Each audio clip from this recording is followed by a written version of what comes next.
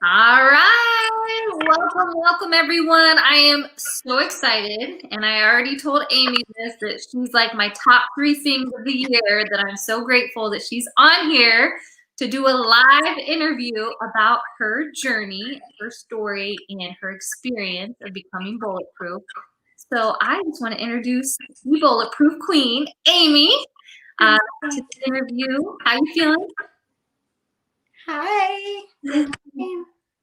And we're just going to start. I want you to share with people and be as open as you can about some of your own journey in the past, and then what led you to reach out to me towards the end. Oh man, I'll go back years ago. Mm-hmm. I I had a good life. I had good parents. I did get pregnant when I was 14. Mm-hmm. I wasn't expecting that, but And her daughter looks just like her. so I didn't tell my parents until I was 7.5 months pregnant. Didn't give them a lot of time to yell at me. But my dad did tell me the one thing he asked me is, please graduate. I did graduate. I had my little daughter in the stand, and when I walked through to get my diploma, all I could hear her say was, "Hi, mommy." And it was, and that's one thing that I will always cherish because she was there with me. I moved out when I was 18. I left her, me and her dad separated. I did go back. I got back with him. When I got back with him, he wasn't faithful. Mm-hmm. He beat me up. I went through a very bad breakup. He just, I don't know. I thought I could fix him. Mm-hmm. I thought I could change him. I couldn't. I just couldn't. Me and him came from two different worlds. Mm-hmm. And so he ended up going away, and I got married and I moved to Mississippi. So I thought the further I got away, the better off I would be. Yep, you just run away from the problems, right? Yeah. So I stayed married, and then we came back to Indiana after he was done with the service, and it just didn't work out between us. I have three girls total. Mm-hmm. My youngest I had with her dad, and so we separated, got a divorce. I got married again, and so I met a really nice guy. Thought, hey, second time around, it'll work. Needless to say, it didn't work. Mm-hmm. But in the meantime, we had good times. But this is where I brought a lot of baggage into the second marriage, because I just never dealt with, at the age of 14, and I never really had a childhood. And I went from, just being a mom. And so I did that. Then I went back, and me and him just didn't work out. I did go on vacation. I mean, we went on a vacation. I'll go back a little bit more. We went on a vacation, and I took my parents to Panama City. And my mom got lost for 6.5 hours. I don't know what happened. Me and her walked the beach. It was early in the morning. She said she was going to go up to the room to get my dad, and I would stay at the poolside waiting on her. My dad came down, and there was no mom. And he asked me, well, where's your mom? And I'm like, well, my mom, mom went up to get you. So we don't know what happened. We don't know what happened from that time to 6.5 hours later, when she called my husband on his cell phone. And how she remembered his number and not mine, I still am baffled. So we were just like, where are you at? And she's like, where are you at? I've been waiting for, half hour. No, Mom, it's been 6.5 hours. So I said, well, whose phone are you on? And it was a lifeguard. And he was miles down the beach. And I'm saying, we're like, put him on the phone. We're like, where are you at? don't let her leave. We're coming to get her. Right. So we walked miles down to get her. She was burnt. She was dehydrated. I mean, it was a mess. But Megan, to this day, she still does not believe she was only gone. She really thought she was gone just a half hour. Yeah. And so and that was kind of the start of some of her health and mental. Yes. So that began when we took her home. We realized something's not right. All of a sudden, we would see that she would forget how to do things. And she was a cook at the school system for years. Mm-hmm. And when it came to see that she didn't know how to turn the stove on or what to do, we were like, okay, there's something wrong. Right. But she was in such denial. She kept saying, well, you guys just want to say that I'm crazy. You guys tell me I'm crazy. And that's not what it was. Right. We knew something was wrong with Mom. So I started blaming myself because I asked myself, what could I have done? What I should have done something different. Mm-hmm. I can't change it.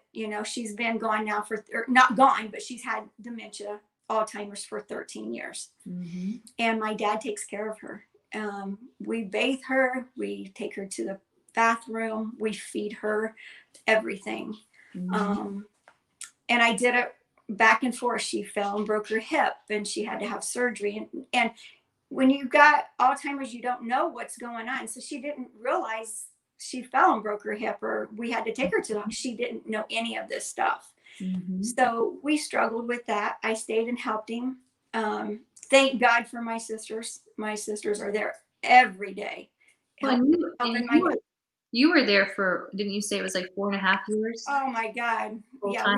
I go back and forth. And I don't live in the same state. At the time I lived in Iowa. I then moved to Illinois. I'm now in Wisconsin. Mm-hmm. So it's hard, but I had to take care of me. And that's where I finally reached out to you, because I reached out to you 2 years prior.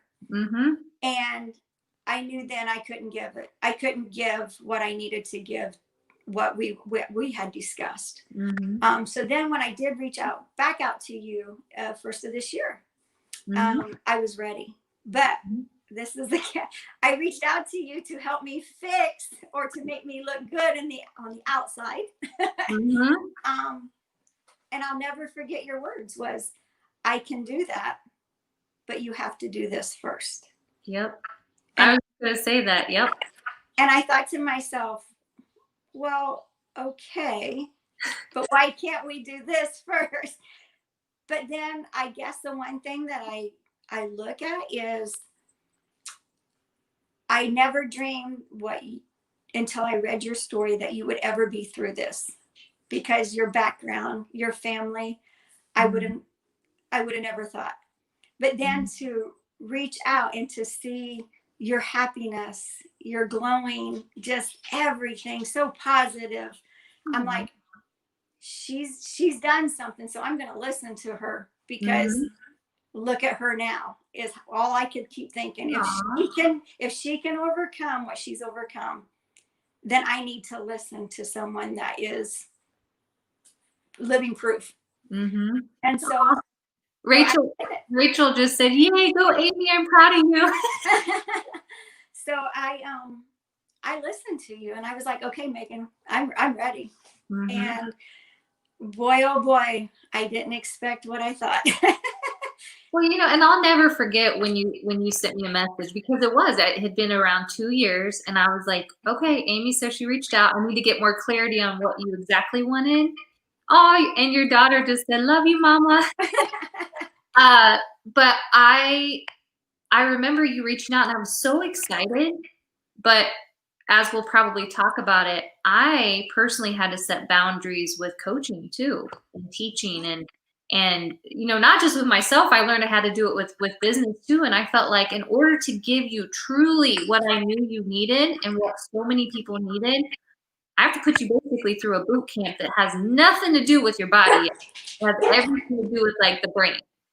And that's what I said. I said, we can start, as soon as you start this or after you get through it, whichever. And we decided I'm going to go through the 6 weeks first. Yep. And then we're going, or maybe, no, you started while we were doing it, I think, or like towards the end. Didn't you? I can't remember. No, I did the 6 weeks and then I went in. Okay. I was trying to think, did we start like the last week? Okay. But then once you went through that, I remember the first day you'd already sent a message like, "Oh my God, I'm already learning so much from one." It's like, oh no. Mhm. Oh gosh. I was a little taken back because I thought I wanted to face what I needed to, but I was scared to face it, if that makes sense. I thought, oh wow, she's going somewhere that I didn't think I had to go again because I put it in the past. Right. But it's like, did you really, if you're still holding on to it? And that's the key. Like there, you're like, oh no, I'm still carrying that weight too. Yeah, because I felt, even though I was on my third marriage, even though I had a great supporter, I still felt alone. I felt like I failed my kids. I didn't know who I was. I knew it wasn't me. I knew I could be a better person. I just didn't know how to do it. So I thought, well, if I change the outside and make myself different or go back to the 108 pounds I was, then people wouldn't see anything in the inside. I was wrong. Wrong. But doing the Bulletproof, the exercises, and I'll never forget how was it you said that? Being perfectionist. And I'm like, well, I want to be a perfectionist. And then you read on a little bit further and you go, there's no such thing as that. you're like, I want this. Oh no, Meg said no. There's nothing. But you're right. I mean, you have to really dig deep and you have to face the demons. You have to face what got you to where you were. And I didn't know how to take it at times. I mean, I took a step back at times. I cried at times because I thought, wow, why is this happening? Why are we going back? You're like, I thought we're going to pass out of this grade. Why are we doing this again? Why do I have to repeat this test? Yes, but the one thing that I think will stay with me is you said you have to forgive yourself and you have to forgive others. And I forgave them, but I didn't really forgive myself. But I have. Yeah, because it's not like you have to forgive the person that allowed that stuff to happen. Yes. Sometimes we do forgive the person. We're like, no, we forgive them. We don't forgive ourselves. And sometimes the shame or the embarrassment or, oh, I'm smart enough, I should have known. Or, all the things that can trigger in your head and keep playing back and back and back. And then those kind of things can impact your current relationship too. Yeah. If you allow it to. Yeah, because I mean, I was struggling. I thought, well, I was a failure in my first marriage, second marriage, why would it be any different? And so I was so negative, and you can't be negative. I mean, I wanted to be the best I could be. I had so much to live for, but yet I wasn't living it. I just gave up. And I thought, no, I'm going to keep going through this. And the self-doubt, oh my goodness. Lots and lots and lots. And then, there's so much people can learn. So much. I mean, things that you don't really stop and think about. But when you do the exercises but you have to do it. You have to put in the work. You can only do so much for us. You can guide us, but we have to put in that work. And some of those exercises, oh Lord. Well, it's so rewarding. It's so rewarding. Like I get lit up when I hear messages from people like you who are putting in the work, who are seeking solutions, who are willing to do whatever it takes, and that will carve out time within their schedule to listen, to read, to write about it. I mean, you guys are my people. That's what makes me continue to do things when I'm going through my own frustrations. Like, oh, am I meant to do that? Because things come up too. I'm not exempt just because I'm teaching it. I'm teaching it because I went through it, and I think that you always showed up, and you always sent me the stuff that I asked you to do. And you always gave me 150%, even when you didn't want to.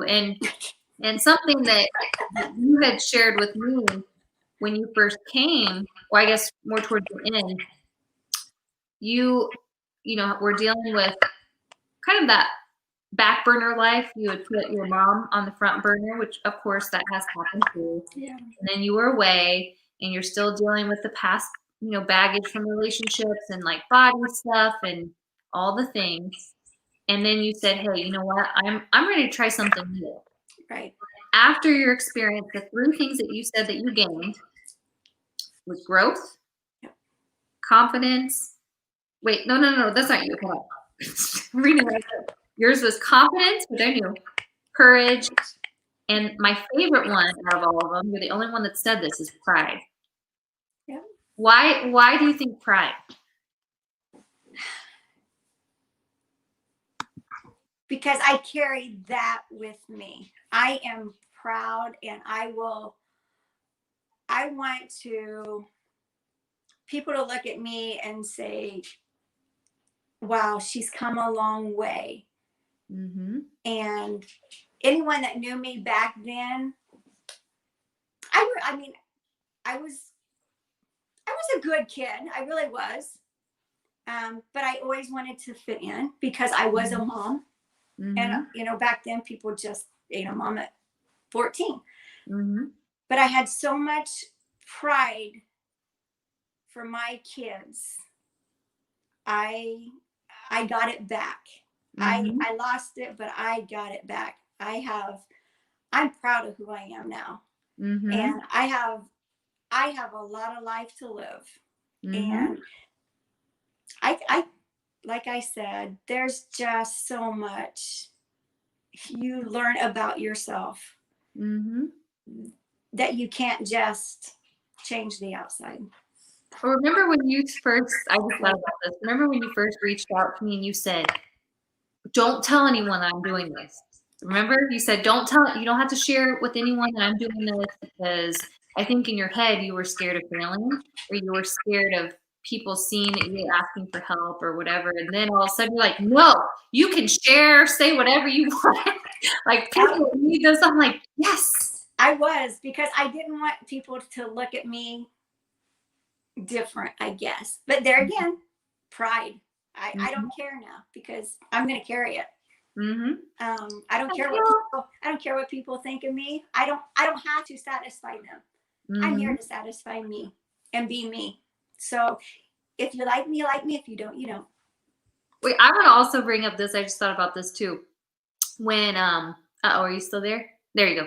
It just cut out. So with different people I've had on with Bulletproof, your daughter's saying, never cried, tough soul, you're my idol, mama. I have seen so many people with struggles with body, all shapes and sizes. There's no stipulation on who's gonna pick on someone, who's gonna get made fun of, bullied, whatever. And I remember you told me that when we would work out, Amy's one that I actually trained too. She wanted me to actually physically train her. And you would always wear long sleeve baggy shirts and sweatpants, which was fine. Yes, ma'am. But then I started challenging you to wear tank tops, and you wore shorts, and you showed me, and I was like, Amy, I gotta be able to see your arms and your legs while you're working out and stuff too. But I think people automatically assume if you have like a thinner build that you don't have struggles with that. And you got made fun of or called olive oil. Olive oil. Mm-hmm. So olive oil from Popeye. Yep. And so you wanted to hide yourself in that way. And I was like, Amy, you're going to have arms. You already have arms. You're going to have arms. And you wore tank tops and you showed those guns off. And I would take screenshots while you were working out. And even that skill is something you have to practice, you know, like being able, not to say that you're never going to wear those things again, because that's like comfort, but being able to show off your hard work, and not in a cocky way, but like, I'm not scared of this. I'm not letting this hold me back anymore. If I want to show off my guns, I'm going to show off my guns. Well, you told me that. You said, promise me Monday morning you will have a tank top on. And I came with a jacket. You did. I wore my jacket. And I'm like, yep. You said, I got it on underneath. And then we started working. I was like, okay, Meg, here I go. And then when you took that screenshot, I was like, that's me? Wow. I just didn't see it. And then when I started working my legs and my bottom started shaping, and I'll never forget, my husband made a comment. Say it. I wasn't going to bring it up, but say what happened one night. And it just made my day. I don't even know what he said. I do. Because I text you. I was like, oh my God, I got to text Meg. You said it was really hot in the house. And you had on this long tank top that, would cover your butt, but more your legs were being seen. Yes. And you had walked by, I think you might have been in the bedroom or downstairs or something. And Steve stopped you, your husband. He was like, Amy. And you're like, what? He's like, your butt and your legs. And you're like, what? He's like, oh, like, I don't remember what he said. Just something like, wow. Yeah, he's like, boy, hard work's paying off. Or he said it's paying off. And that just made my day, because I around him, I wore sweatpants and sweatshirts. So, I mean, but I don't even, it just made my whole, matter of fact, when that all happened, I was texting Megan, Steve, but it was just so nice to hear. I mean, and he always compliments me. I mean, like I said, he's my supporter. But when he made that, I was just like, oh my God, And I think this is something that we don't talk about enough either. Sometimes we don't know how to receive compliments. So he could be doing it till he's blue in the face, but sometimes we don't hear it. Right. Or we try to deflect it like, oh, like, my legs aren't like hers, or my aren't like mine, like, and so now it's like you could say thank you. And maybe it did feel awkward at first, but it really does play into your confidence and play into that connection with him even more, because you know how to receive it now. I think the last time when he gave me, I was like, what did you do? When he complimented, what did you do? Yeah, you're like, what? Yeah. So, but it did. It really made me feel good. I was like, oh my gosh, thank you. And even though, I want people to hear this, so even though I personally don't train a ton of people anymore, because I work more on the mental stuff and relationship stuff and repairing all that, I did train clients for a really long time, and Amy was one of my people that I did that with. And, she lives not even in Indianapolis, so we always did it virtually. Yeah. And let me tell you, this woman was so resilient. I could put her through anything, and she might have looked at me at first like, are we really going to do this? I'm like, yep. And the next thing I know, I'm just like, and I would go up after a session and I would tell Derek would ask me, how was the session? I'm like, I kicked her butt. Like, she was killing it.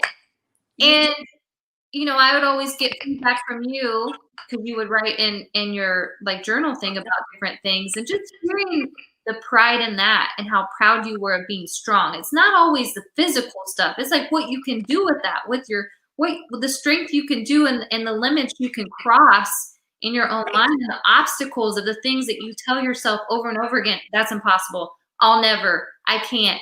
And I'm like, oh no. Yeah. We're going to do it. When you would tell me, okay, grab a 18-pound, I'm like, I've never lifted an 18-pound weight in my life. And I'm trying to think, one of the craziest workouts, I think, was when I told you, well, we had some major crazy ones, but one of them, I said, we're really not going to have a whole lot of workout equipment. We're going to use your bench. Do you remember that? And we did everything on the bench, and you're like, oh, and you were so sore in your butt, and oh my God, I couldn't walk. That was terrible. I couldn't walk for like 4 days. I'm like, oh my God, I'm glad we didn't use any weight.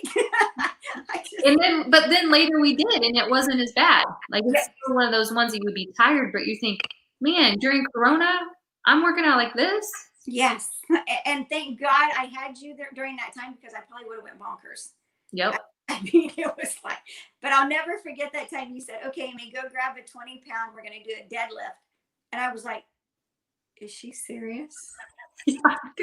And I'm in your face. I just was thinking, I'm just going to fall over. I've never done this before. And I did it. And that's the only thing I had in the back of my mind. No, she's here for me. I'm going to do it for her. No, I'm going to do it for myself. Yep. Yep. But sometimes that's the thing. Like, you don't ever, like, you never would quit. You would never have, like, you just had this very resilient, bulletproof mindset. And thinking about the program, thinking about coaching, thinking about the workouts, what does bulletproof mean to you? Oh, bulletproof, strong, free, independent. No self-doubt anymore. I've learned so much. Oh my God. But I am glad, so glad that we did what we did, because I don't think I could have done, even pushed myself to the workouts. Mm-hmm. Because I didn't have that confidence prior. Yeah, you have self-doubt creeping. Right, because I would have just done what I've always done. I can't do it, and just gave up. Yep.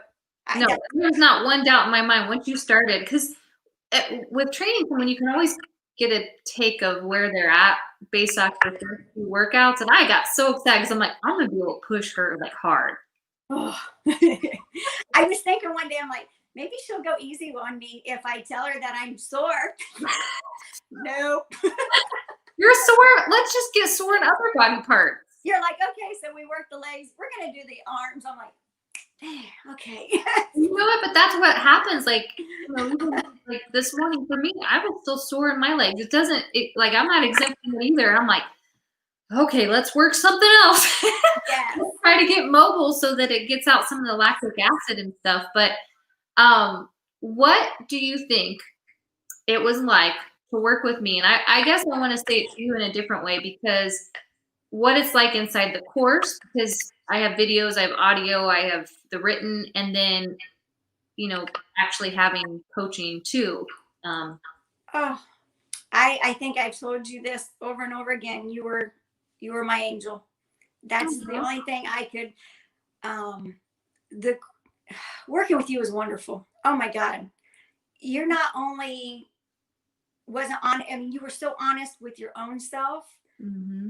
that you made me be honest with myself. You would say, no, you go a little deeper. What caused that? Keep going, mm-hmm. back. Why did that happen? I'm thinking, gosh darn, I thought I was there. Remember the Bulletproof, you got to keep asking why, like a 2-year-old. Why? I mean, you were so honest, and I wasn't scared, and I wasn't ashamed. At first, I felt like, oh man, do I really want to tell her this? I don't want her to think bad of me. But I just let it all out there, and you never judged me. You never doubted me. You would say, that's okay. It's okay. And you listened to me. And I think, as I told you, know you and listen to you, there's light in the tunnel. Mm-hmm. You see it. I mean, you're a forever friend. Mm-hmm. I am so grateful for you. I loved it. I loved working with you. If I had questions, even if I thought they were dumb questions, you never made me feel stupid. Well, there's no dumb questions, and there's no dumb things that we do. They might look back at things and be like, man, I might have done this a little bit different, but it taught you the lessons to where you're at now. Right. But I mean, even to work with you after that, I was like, wow, I'm glad I did. And I took her advice, and I'm glad that you stood your ground with me to say, no, this is what we need to fix first, because I wouldn't have pushed myself. I wouldn't have had that faith in you, or you to say, you can do this, Amy, you can do it, because I had to build that up. I had to build my self-confidence up and say, I can do it, and I am worth it, and I'm going to do it. And that's where you pushed me, and that's where I am. So I think one of the big things you learned too was boundaries. And I never honestly thought until I was doing these interviews how much boundaries were something I really did teach. Like, it was just something that's like become second nature. But you would talk about it and the things that you were learning and sharing privately with me with some of that. I was like, yes, like go. Yes, and you pushed me. I mean, that's what I said. You were just like, don't be scared. You got to go. If you know, just go for it. Just do it. And I'd be like, oh Lord. Sometimes I'd be like, okay, I got to listen to her. She knows what's best. She's been here. Yes, I'm just going to do it. I'm doing it. And I did it. And I mean, I even see the change in me being a mom. I used to, how do I want to say it? I wasn't a bad mom. I was a good mom, but I gave up on myself. So I feel like I gave up a little bit for them.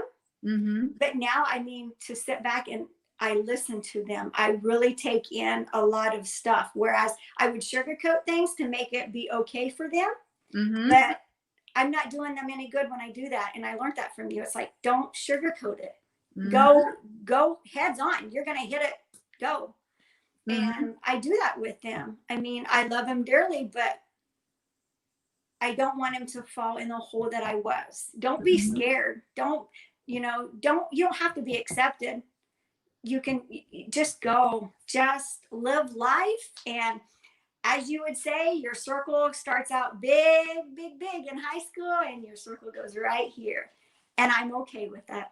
It's amazing when you can look at your circle and you're like, huh. And even I posted something about this earlier this week, how your circle will change as you grow. Yes. Your circle will change.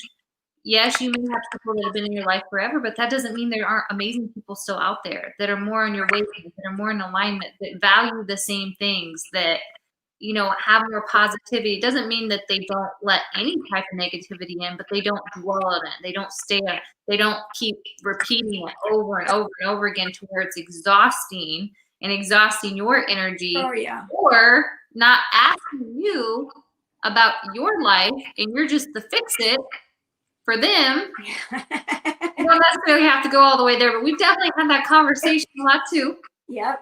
And I think it's a matter of knowing your worth, adding tax, and also knowing that you have a lot of love to give to the right people. You have a lot of love to give to every person, but also you want to respect yourself enough to not have the life sucked out of you by, as Mom says, the life suckers.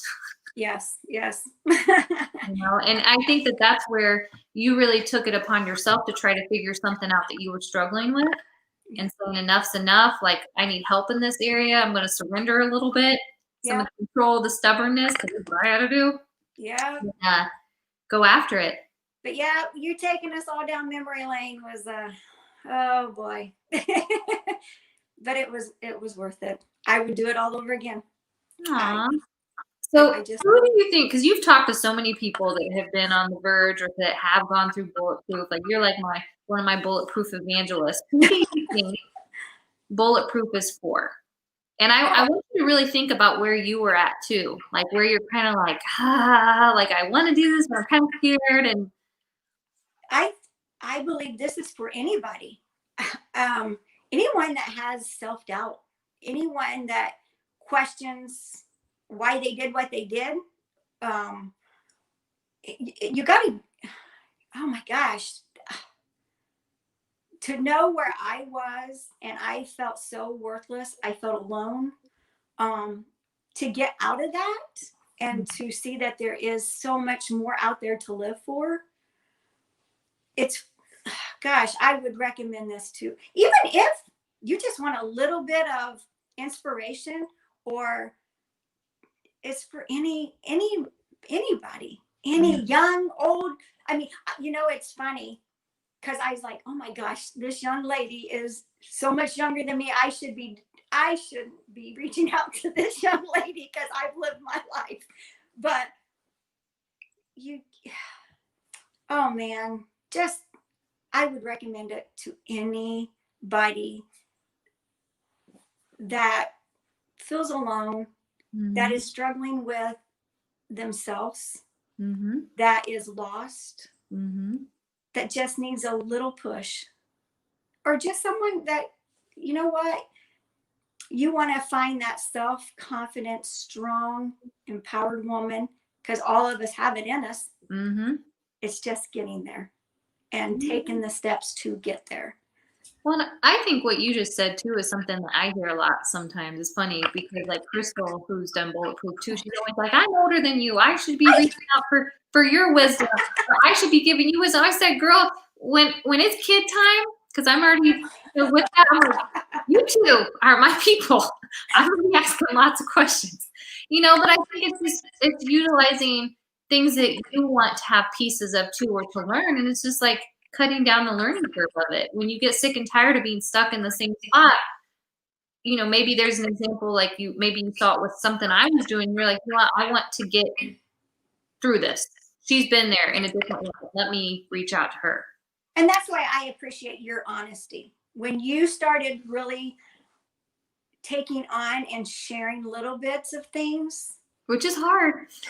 Yeah, that's hard. It makes a big difference because then you don't feel alone. Mm-hmm. You're like, oh, wow, Megan Church has been through this, but it just helps so much because then it's like, I can reach out to her because she'll understand. Mm-hmm. And that's when, like I said prior, when you told me, no, we need to do the Bulletproof first, I was like, I'm going to listen to her because I've read her journey. I see where she's at now, and that's where I want to be. Yeah, if not, you're going to go through the same thing I did. And I'm like, oh, we're cutting that down. That was a long time. Yeah, running away from it, moving away from it, losing the weight, thinking I could change. No, that didn't help. Yep, you're like, nope, we're trying something different. It's gonna be hard. And like someone had said, you probably heard this when you were listening to the interviews, but when you were talking about getting to the roots of stuff, and sometimes you're just like, oh, I don't want to go there. Crystal had said that working with me was like getting a root canal. I was like, it's just like because there's pain at first, but then you get relief. That it comes after you dig in and you pull out the thing that's been holding you back, and the thing holding us back is ourselves. Yeah, most of the time. So, are you still there, Amy? Oh, there we go. Maybe. I don't see you, but I can hear you. So you can keep talking. Oh, what's wrong? Okay. It's all right. We'll just have you in the background. Keep talking. But like, I don't even know where I was going now. What I was going to say. We had talked about it being a root canal and just kind of being stuck, and then. Yeah, but I mean, it is because you have to really be honest. I mean, you're digging down deep, and that's hard. When I think of detox, I was thinking just detox health-wise. No, but you detox a little bit of everything: the mind, the soul, and yeah. So detox comes in different shapes and sizes and things, and yep, it's not just drinking your greens. No, but I think my favorite thing that I learned from you was when I go back and I question myself, or something comes up, and I always say, "Not today, Ted." Not today. I love that because I say that so many times. Yeah, when you catch yourself, I'm sure just like I know we had some struggles trying to get you on here at first. And to coach you on here, and I'm so proud of you for being on here. Like I said, you made my year for doing this, and you've done so wonderful. But it's catching yourself in the midst of the bully talk, and the faster you can learn how to do that, the better your life's going to be, because you're no longer going to pick on yourself. Yep. You can call it out and be like, no, not today. Not today. Yeah, when you asked me this, I think I said, oh no, Megan, I can't do this. I can't do this, Megan, I can't do it. And then finally I just built up myself. I was like, you know what did I learn from this? Be confident. You are confident. You can do this. You owe this to her. You have helped me. And I'm like, I think I text you. I'm in. Yeah, I think all you said was okay. And I was like, okay, like you're going to do it. Like you're really going to do it. And you're like, yep. And I was like, I'm doing this. This is what this course was all about. I'm not scared. I can't be scared. I'm doing it. And so I was proud, and I want everyone to reach out to you. To, gosh, for anything. I mean, not just for, you know, lifting or for Bulletproof. It's anything. You guys are now doing relationships, and there's so much. You're just building and building, and listen to you. I love to listen to all the interviews you have. I love it because I learn from that. And I want to get all of you guys together. Once this Corona stuff is to get done, I think it'd be so fun to have everybody meet each other and just absolutely be in a room of powerful, resilient women. What? Yes, and thank you. I could not thank you enough. Absolutely. Because I love who I am. Well, I love who you are too. And the more that it showed, the more I was like, yes. Well, do you have anything that you want to end off with before we jump off? Oh man. Since you just did an interview, because you're bulletproof. Oh gosh. Just be honest with yourself. Let go of the past and live day by day. Don't even live for the future, as you say. Don't go back. Don't live, you don't know what the future is. Just live for today. I love it, guys. This was Amy Rue. She did an interview. She did it. I did. I will add on here if you guys want something new. If you go to the website, I have something that's free called the Body Battle Breakthrough Kit. Amy went through it too. Yes. And there's a free resource to help you get out of your own way. Yes. All right, Amy, thank you so much for being on here. I love you to death. Thank you. Thank you. Give her a round of applause. She just went live. Public speaking is a difficult fear out there in the world. She just killed it. Oh, thank you, Meg. Thank you. Yeah, well, thank you guys so much. We'll see you later. Bye. Bye-bye.